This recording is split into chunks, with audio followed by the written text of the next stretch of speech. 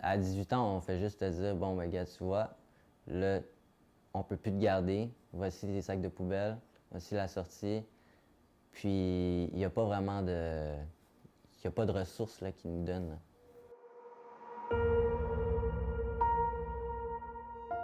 La DPJ est rentrée dans ma vie lorsque mon beau-père me maltraitait. Fait que dans le fond, l'école a signalé.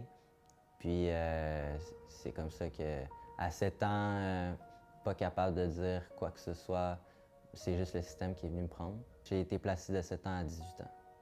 J'ai eu de l'accompagnement jusqu'à la journée de mes 18 ans. Puis ensuite, j'ai perdu mon éducatrice de réinsertion, ma travailleuse sociale, le jour de mes 18 ans. C'est comme ça que la montagne russe a commencé. Pas savoir où aller, l'incertitude, aller dehors, être plus à risque d'être avec des mauvaises influences. J'ai eu au courant des quelques semaines qui ont suivi des avertissements qui m'ont mérité une expulsion de mon appartement.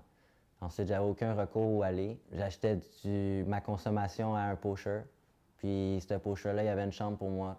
Fait que j'ai dit pourquoi pas.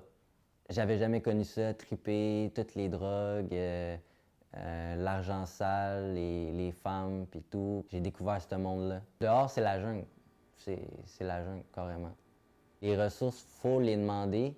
Puis encore là, il n'existe pas des bonnes ressources adaptées pour les jeunes en centre jeunesse. La plupart, c'est plus global. Fait que les places sont souvent prises, il manque de place.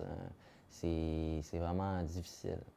Moi, ce que je voudrais qu'il y ait pour les jeunes qui vont sortir de centre jeunesse, c'est surtout l'accompagnement, un projet de mentorat grand frère, grande sœur. On a besoin d'un filet de sécurité, un filet de protection, puis c'est pas du tout ce que j'avais l'impression d'avoir.